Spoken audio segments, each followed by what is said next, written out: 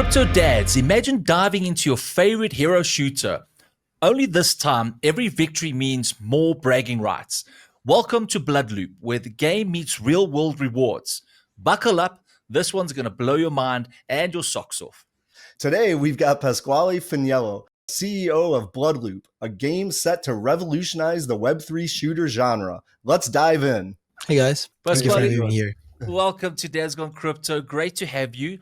How do you find the Web3 gaming space and what inspired you to create BloodLoop? Oh, it's been a long journey. I've started my crypto journey in 2017, more or less. Although I've been looking at the space since 2015, 2016. Back in 2017, when everything was going crazy and, ICOs and new token launches were everywhere and things were going parabolic, I was like, okay, I need to jump into this market.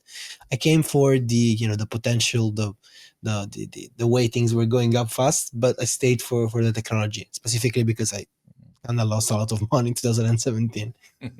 Since then, I've been here trying to figuring out what's the next best application of blockchain, not specifically crypto, but the blockchain technology and how crypto can also enhance that as a currency on top of that.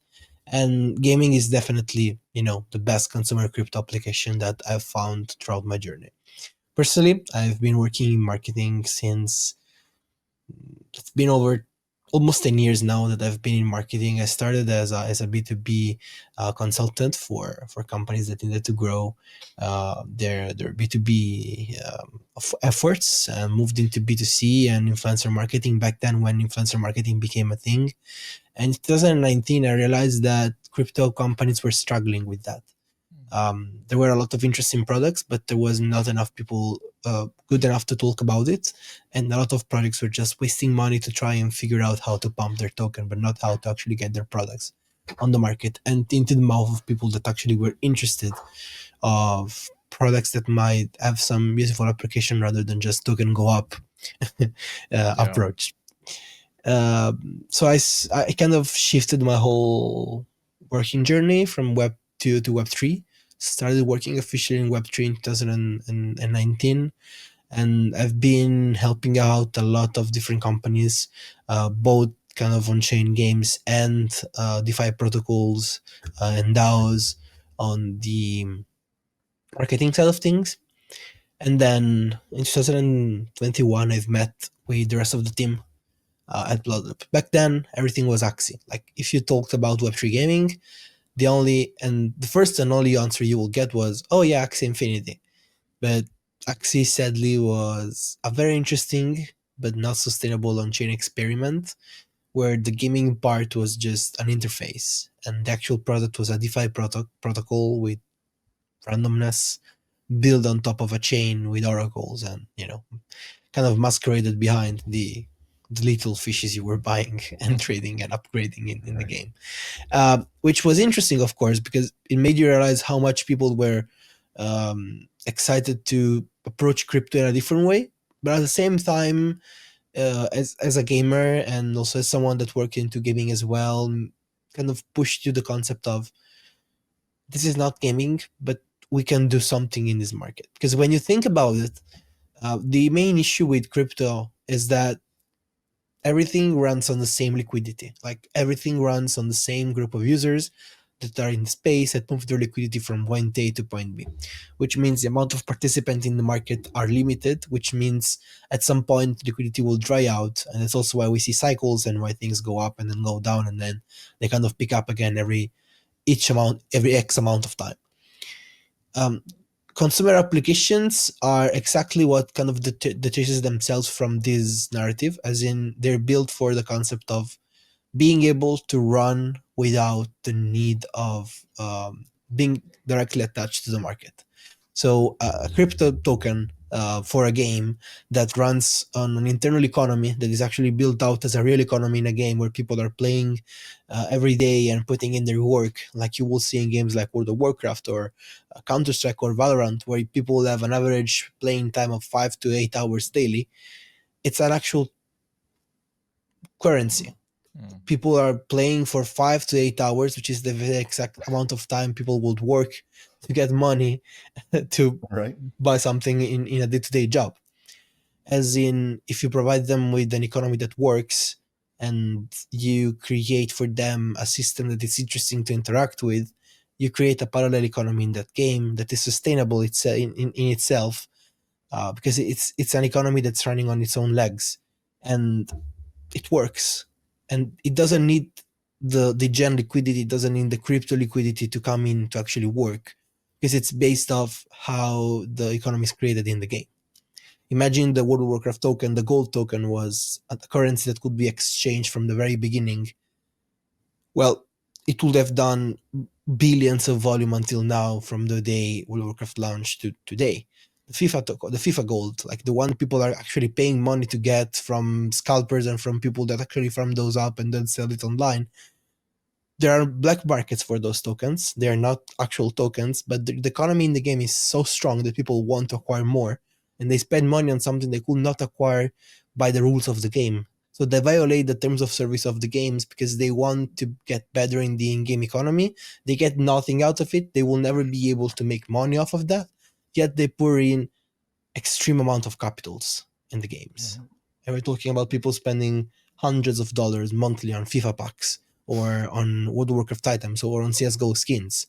I saw a graphic the last day that showed 4 different global economies confronted. The first one of CSGO skins. The other 3 were Ethereum, Bitcoin, and the S&P 500. And the only thing that was only up was the CSGO skins, which market is currently valued at $4 billion. Yo, Wow. As Wow. market cap. Crazy. So every founder has that aha moment. What was yours with BloodLoop? So I did not came up with the idea myself. That's Okay. something I have to be pretty upfront. We are a team of 6 founders, which is a lot, but it's good in a lot of reasons. Each and every one of us comes from different markets. Part of the founding team came from actually gaming companies, game development companies. Other like me came from a strong marketing background in Web2 and Web3. Others came from a legal background. So we kind of have had everything on our plate to make sure that we could run a startup from day one. Like we Nice. didn't need a lawyer because we had one in the core team. We didn't need a blockchain developer because we had one in the core team. So that meant that we could kind of fiddle around with the MVP idea and start building that out without the need of bootstrapping a lot of capital. And that was very helpful for us because we could iterate and test a lot. The initial concept for BloodLoop was way simpler than what it is now, and it was more into the FPS style rather than the third-person shooter, hero shooter genre. I would say the haha moment for us with BloodLoop was we realized we were looking at a market that was struggling, which was the hero shooter genre. Hero shooting is one of the most interesting shooting genre that there is on the market, but it's also the most cursed one. A lot of games in this market have failed before even coming to market. I'm talking about Concord, for example, the latest Sony fail with over $200 million invested into a title. A lot of other games had the majority share of the market and failed to retain it. Talking about Overwatch, for example, and all the fiascos that they did. And we saw that people were still super interested in like, what's the next one? Because the market was missing one. And so that's why we were like, okay, it's our time, let's go. And one of the main if not the main reasoning and the main concept behind building the game was like, we need to create something that is interesting for players that can appeal users in Web2, but we need to make sure that the first time user experience and their customer journey and the way we integrate crypto is so well done that it's just an element to the game. It's not Axie, it's not the whole game, but it's a feature. It's something that is important to the game mechanics. It's core to a series of elements, but at the same time, it's something that if you don't want to interact with, at least for a while, because you might be uh, skeptical about it, and there are a lot of players that are skeptical about it, you can stay on the side. You can just play the game because the game is fun, and then whenever you want to, it's there, and you have the chances to toes in and get started without spending money, because we give you all the elements and all the cards to get started. And that was kind of our, okay, that's something interesting moment, because we realized that the concept of the game we were building was interesting. The USPs that we had, so the unique selling points, unique game modes that we had, the unique style and character style, was definitely something that we never saw in a market in this genre. And at the same time, we realized that the type of technology we were planning to build was super interesting. We started in 2021 building the company and the game, so it's been almost 4 years now. It will be 4 years in about 2 months from here. And when we started, no one was building blockchain integration tools like we were. Like currently, right now, you have a lot of great companies building a lot of great tools that allow game developers to just come to market, integrate the blockchain. We were the first one, if not one of the first ones, to deploy an SDK that was directly interacting from the game to the blockchain and was doing it in a way that people were not paying gas fees. We were the first one to deploy a subnet on Avalanche that was gasless or gas fee selective, where people are not paying gas to do transactions that are standardly free in a game. So we had a lot of advantages in our playbook, and we were building everything in-house. That's one of the things we always did. And that led to us... Yeah, carry on. That led to? Yeah, that led us to be super strong on the code base side and super strong on the game, on the product side. Up to a point where right now, if you were to do something in the game, it doesn't really feel like you're doing a crypto transaction. It's just a standard thing you will do in a traditional game. That's great. And that leads me to the next question. So you guys have been building, you got some firsts in the technology space. The question is, out of all the chains out there, you used Avalanche. All right. So what made it so unique? And would you think of, at a later stage, doing a multi-chain, bringing in, let's say, a company like Supra, which also have some, layered technologies that's coming out? But first, let's start with why Avalanche and how did it integrate into your systems and your design?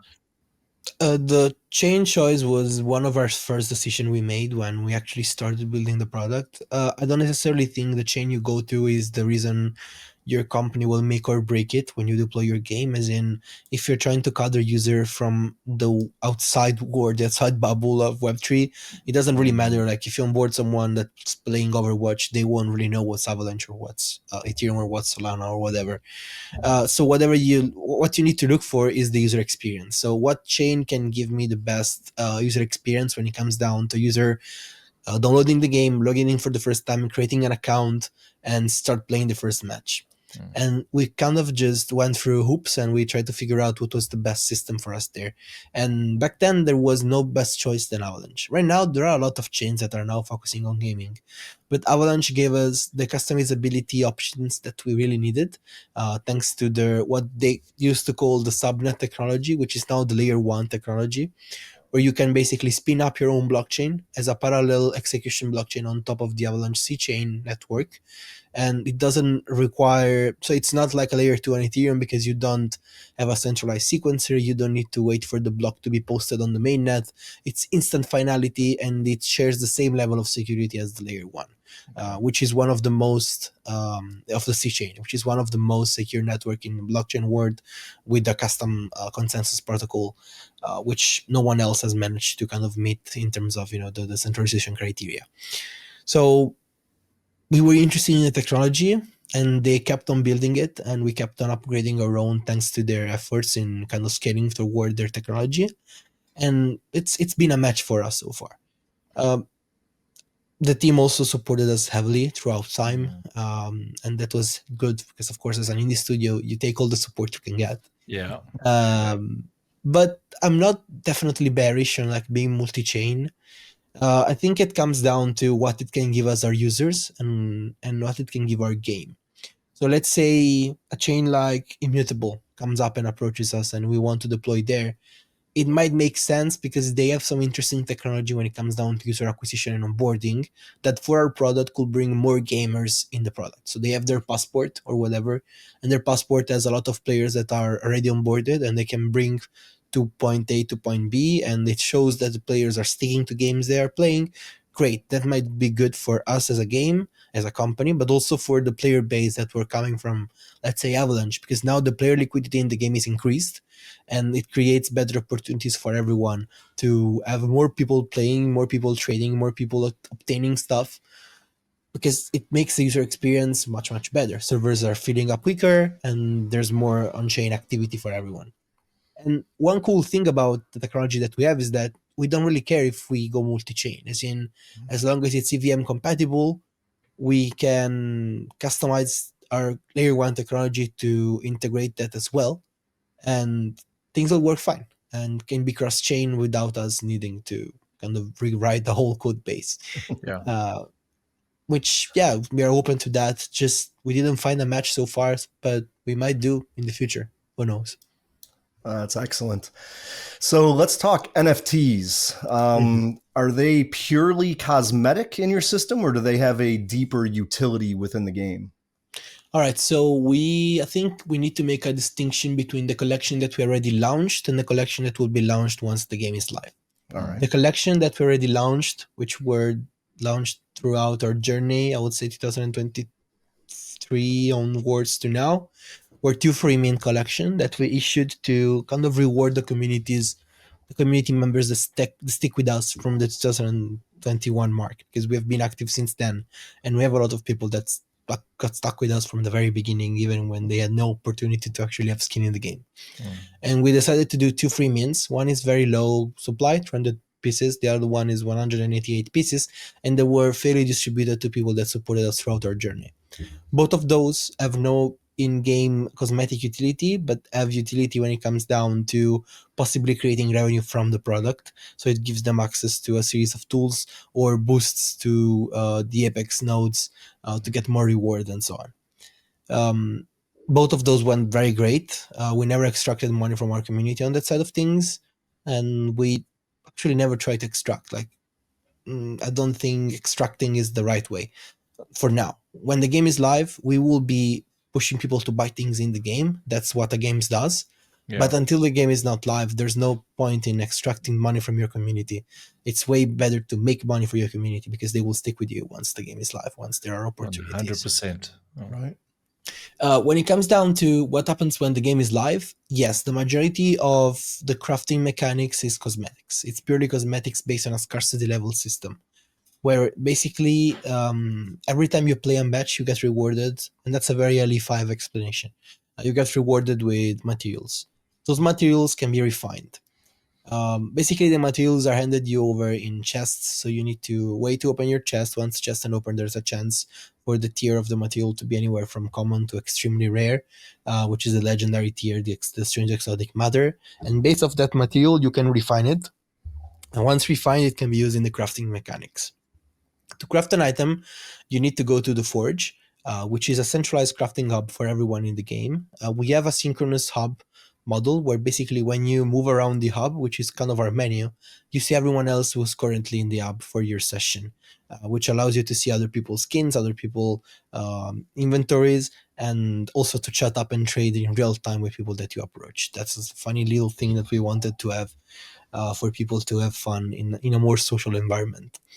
And when you go to the Forge, there are blueprints. So basically, there are recipes that you could technically craft if you have enough items that are required. The blueprints are limited in numbers, which means, let's say we release a skin into the game and that skin has 1,000 mints, so it has 1,000 uses of a blueprint. Once the uses are out, the skin becomes legacy, and no one else can create the skin anymore. It will never be sold again. It will never be available in our storefront shop again. And that means that if you created the skin in time, you have the 1 out of 1,000 skin that will ever exist into the game. Sure. Which creates a scarcity system, which of course it's kind of designed around the same concept CSGO deals with their skins, but also introduces the NFT era shenanigans, we know, with the limited supply, the rare traits, and everything else. Crafting an item requires a small fee in our token, which is variable. It means that we don't want our entry level, like the barrier to enter the game, to go high and high and high as if the token price goes higher. We want the economy to be stable, or at least tweakable in a way that it's dynamic enough to make sure that people are having fun, but not too volatile so that people are seeing their assets go up and down and swinging 3, 4, 5, 600% in a day, which becomes stressful if you're a gamer. And what we did do is we have a variable index price for the crafting, which is based upon the usage, the crafting number, the amount of crafting that happened in a day, in a week, in a month, and the price of the token. And basically, we actively tweak the crafting price based of that. So you might want to wait a bit to craft, or you might have opportunities to craft that are better than others, or you might want to track the market to see when it makes sense for you. This creates a system that create buying pressure when the token is down, because there are more opportunities to craft the craft item for cheaper until the index price adjusts, so people can arbitrage the fact that the price is going down versus the crafting price and get items at a cheaper rate. And it also creates a system where we always have a level, like a bar. The price for an asset will always be at least that, which means if you craft something, it has some perceived backing value because you spent that to make it. So you will never have a skin that you spend $5 to make that will be worth one, because you at least spent $5 on it. Okay. And it creates a level of a baseline. It sets a bar in the ecosystem economy. And the more rare the items, the more that bar pushes up. So, which is great.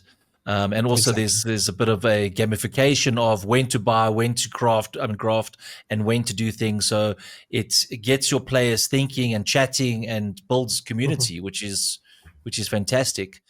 Correct. Pasquale, I want to find out, as a gamer, right? Now, this for us is fascinating because it's in-game tokenomics, gamification.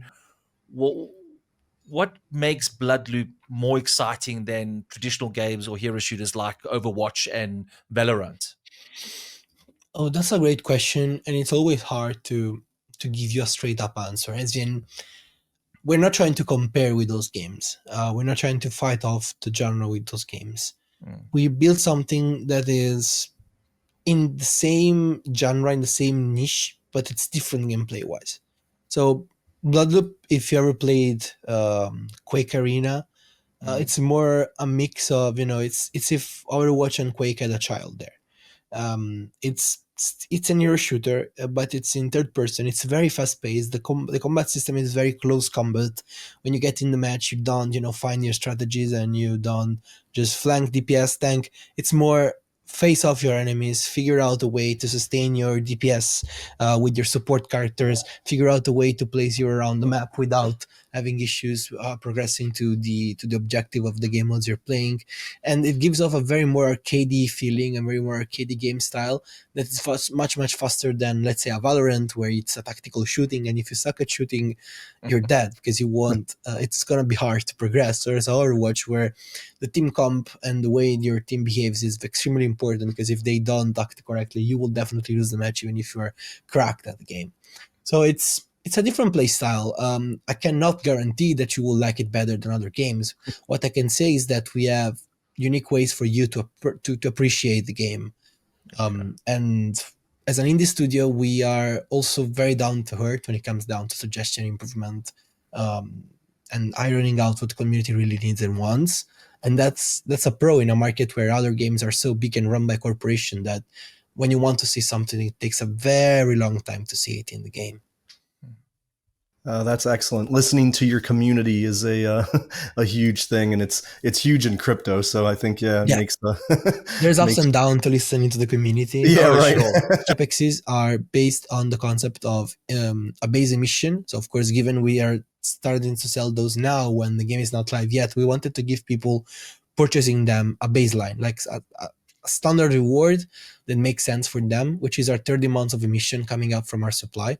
So we are actually giving out over 18% of the supply to the node holders throughout time, over 30 months, in a monthly emission that is unlocked after 6 months, and then it's monthly unlocked. And on top of that, if you own a crafting apex, crafting apex, you will be getting emissions from the game. So let's say we generate certain amount of transaction volume from the marketplace, from the crafting, from the battle pass, or whatever sales we do in token. A huge chunk of that, in some cases even the full stack of that, based on the mechanic, goes to the crafting apexes, and they can claim it. They can either respend it into the game, stake it, and that's our way to reward people that were early to the product.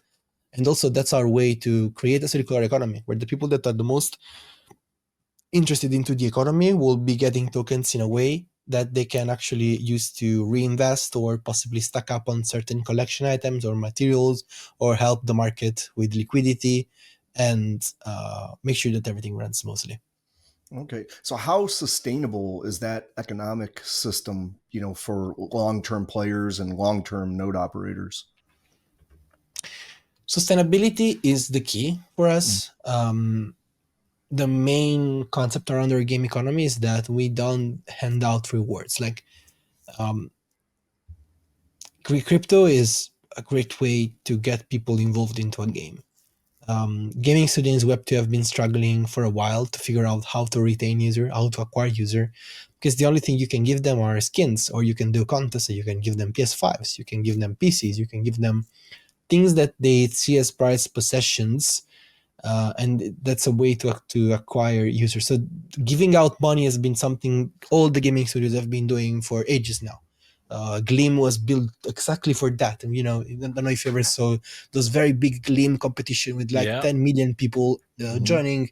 Back then it was just for gaming. Like big gaming studios would run Gleam competition and get people to download their game. And all they were doing is giving out 10 high-end spec gaming PCs. And you were super interested as a gamer, as a broadcast gamer, because that PC might be something you want, and you join that, and boom, the game has another player. But then you joined the game, you didn't like it, you just joined for the reward, and now there's nothing else they can give you, rewards that you can leverage. Let's start with the first one. Thanks to the layer 1 that we built, we currently can, I think the last test we did, we're up to about 2000 TPS, 3000 TPS without any tweaks, which is fairly good for an economy where you don't have people crafting all the time. Like at 4000 TPS, you can easily handle without any delay on finality, I would say over 200, 300,000 people, and they wouldn't feel any bottleneck or slowdowns, because like not everyone will be like, even if you have 300,000 active people in your economy, not everyone will be online at the same time, and not everyone will be crafting or doing the same exact thing at the same time. That might slow down the network.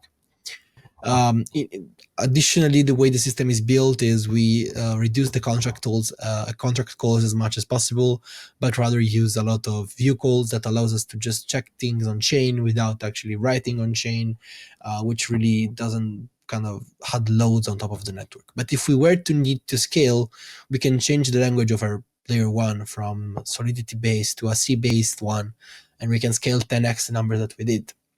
Or we can move to a movement-based sub layer 1, and we can scale theoretically like 100x the number we're able to do now.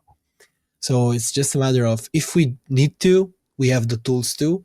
It's not worth for now because of the engineering and the tech override that it will give to our company, but we have the talent and the tools to do it. And when it comes down to computer performances instead, one thing we were super serious about is getting the game to be light enough that everyone can run it. One big trouble about the new upcoming games is that we have this big engine like Unreal 5 and Unity, the new one, and some people are using the Crytek one under license, or a lot of games are building their own custom engine based on the newest NVIDIA technologies or whatever. But they're heavy. They're super heavy. And it makes so that a lot of gamers that might not have the money to upgrade their specs with computers from, like, let's say 5, 6 generations ago, so we're talking about 7 to 8 years ago, cannot afford to purchase a new one. They can also not afford to play the game, and they get priced out of a game that they might find interesting. So the main and one of the most important elements that we really worked on heavily was performance, and was optimizing the performance elements for everyone.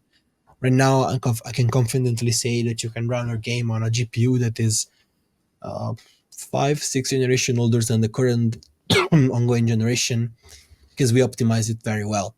And of course, you're not going to run it on ultra, but you can easily run it on medium with 60 to 100 FPS stable, so you get no lags and you can play with VSync, and the experience is smooth.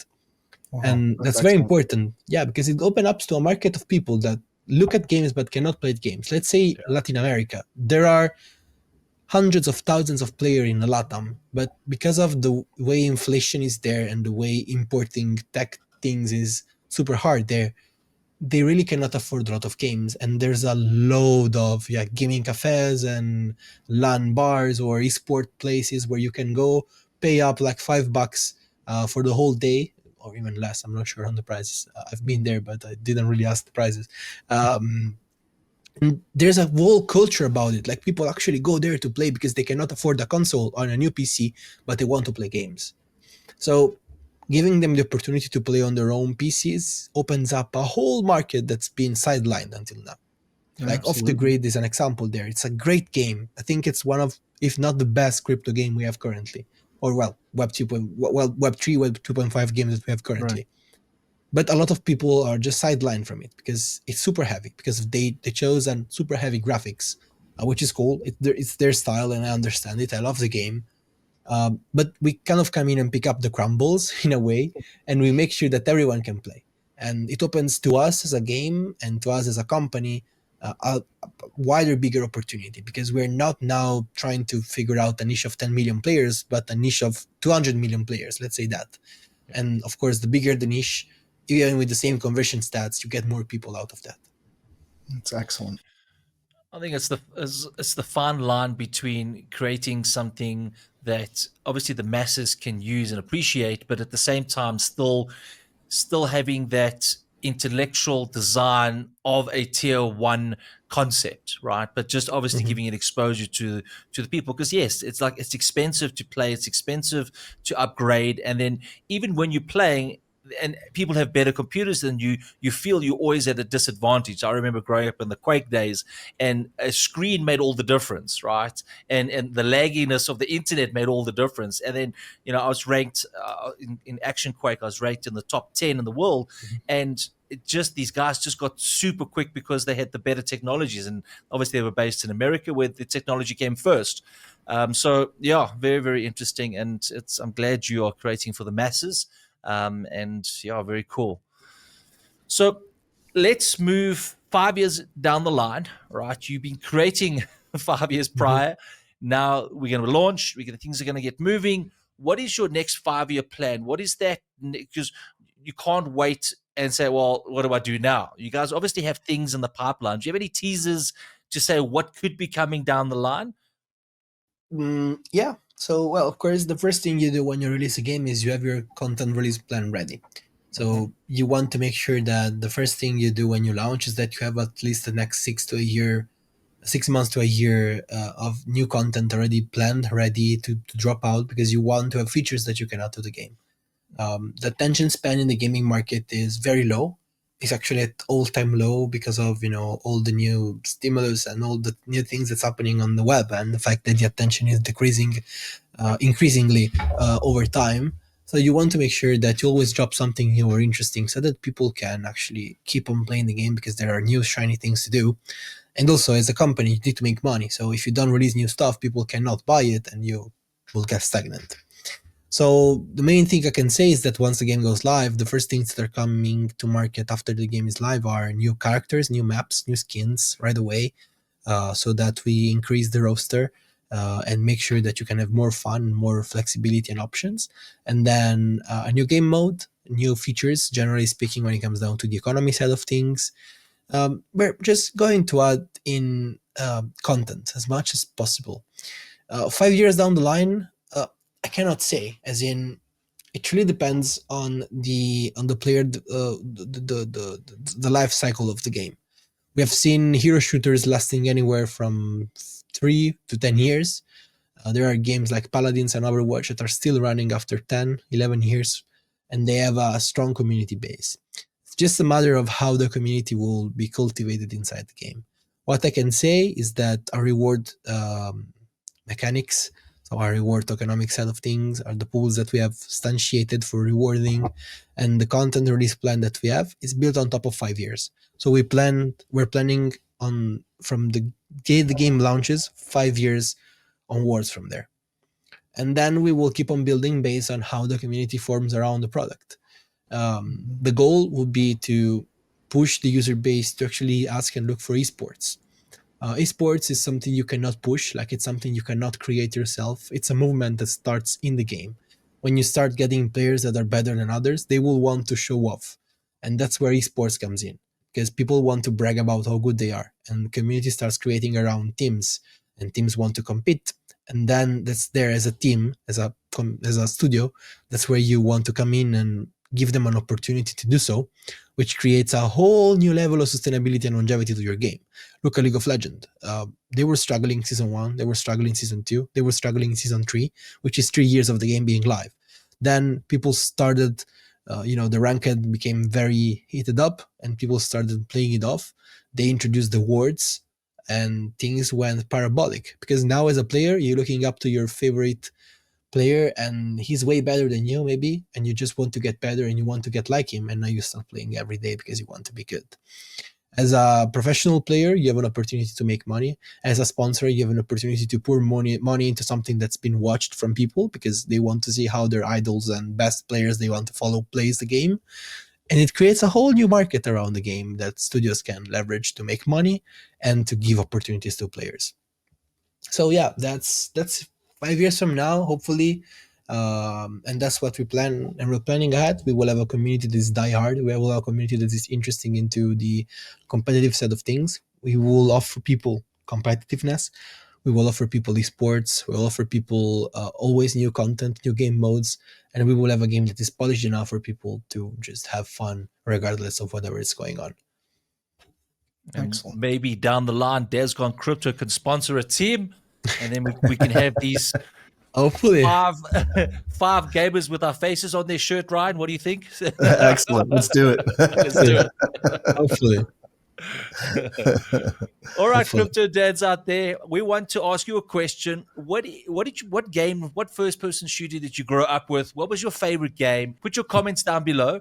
And also, if you'd like to challenge the dads team to a 5-on-5 duel, all right, please comment below. It's your turn to shoot the out of the dads, or the dads to take revenge on the community. So please comment below, and you just might be competing. So make sure you put your comments below. Absolutely. And don't forget to smash that subscribe button if you want to level up your crypto and gaming knowledge. Stick with us here. Yes, sir.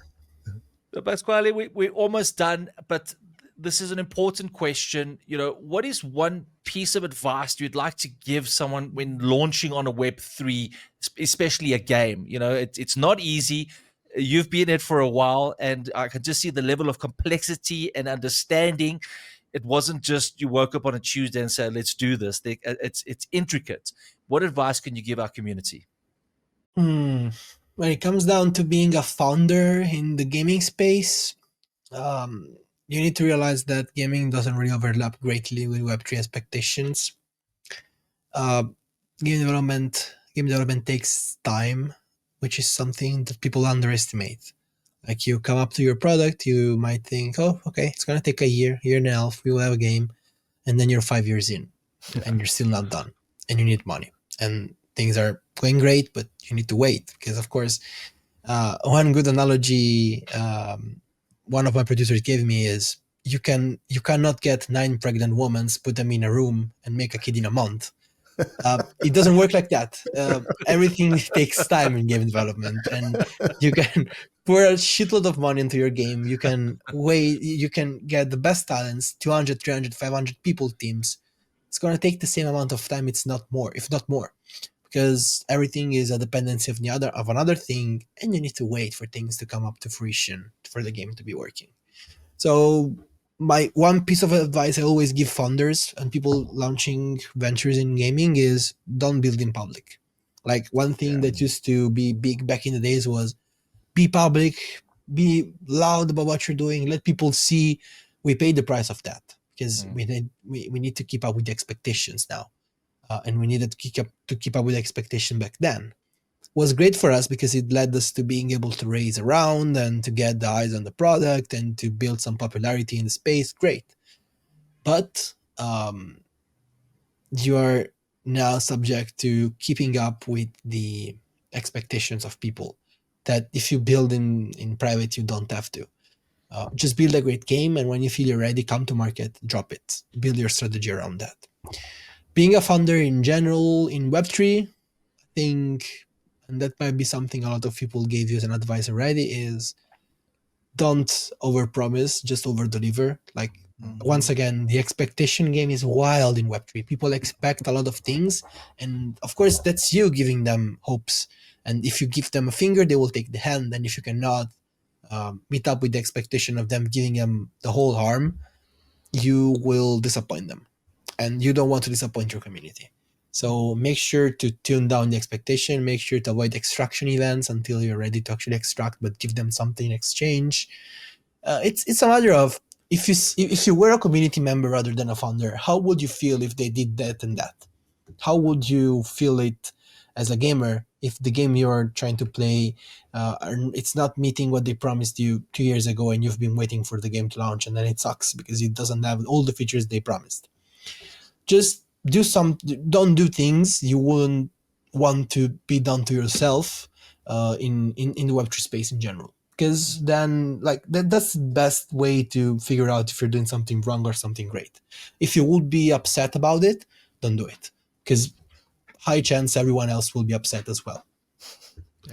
Absolutely. Excellent advice.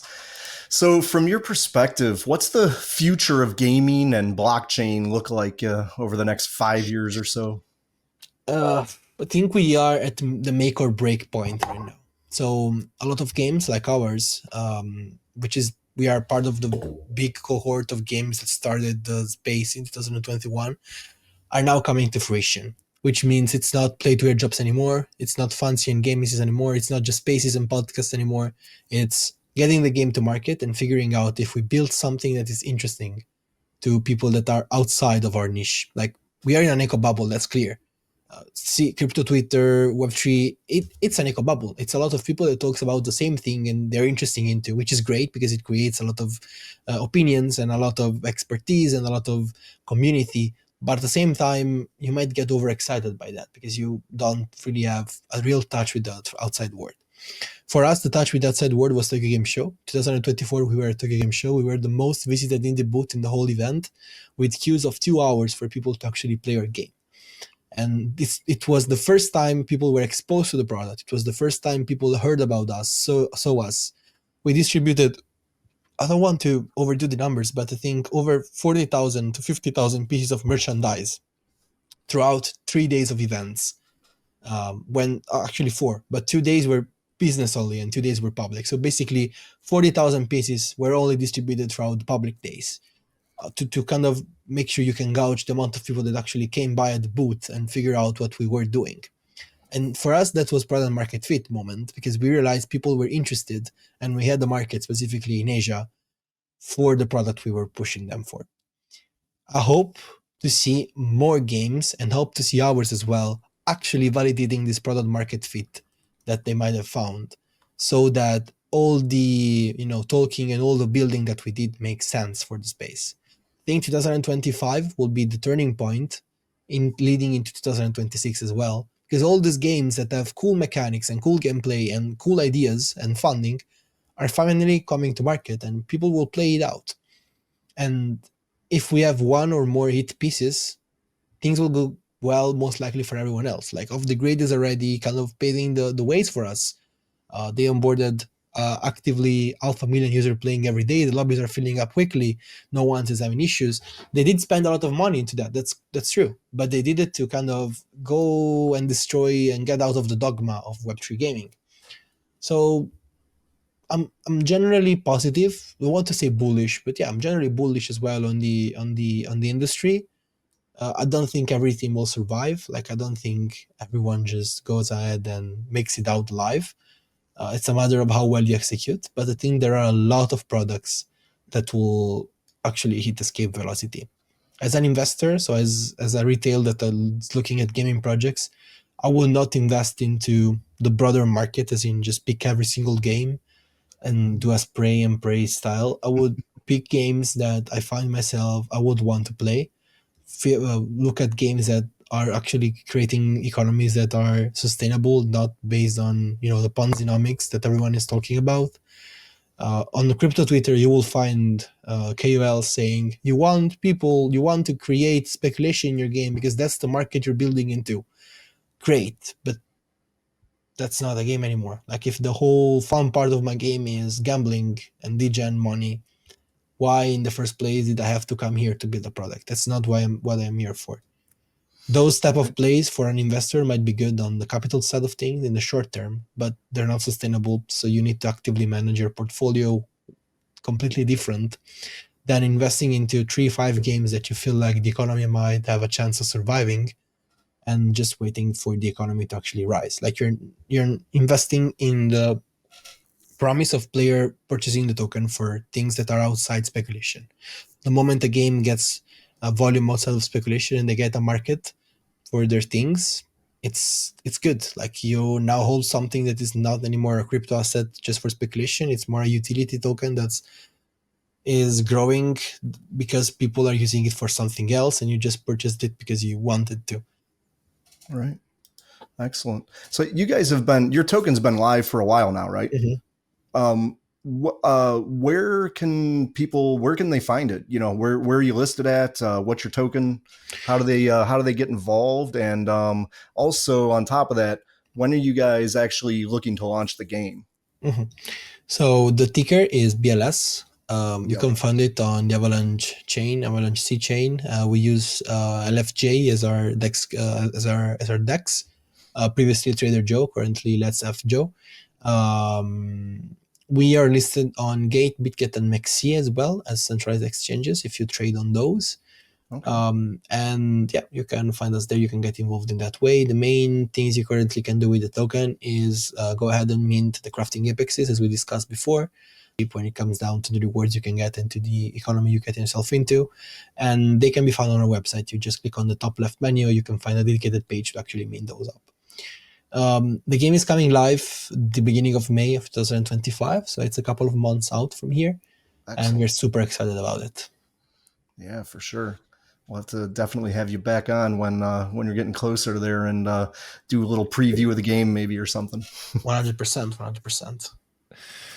Pasquale, thank you very much for taking us behind the scenes of BloodLoop. Crypto Dads, dive into their socials, go check it out, go find out some more. It's an integral part of taking crypto, playing a game, loving the game. All right. If you don't, that's fine. Share your comments. Right. They did say that they want to improve and elevate the status of the game.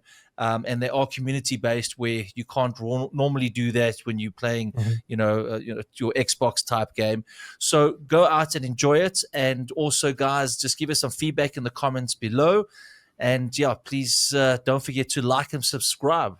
Thank you guys for having me up here. It was a pleasure. Looking forward to get you guys involved. And definitely we'll be back soon. Fantastic. It's been great talking to you, Pasquale. We'll see you soon. Take care. I wish you all the best. Ciao, guys. Ciao. The material and information presented in this recording are for entertainment purposes only. Do not misconstrue what you hear as investment or trading advice.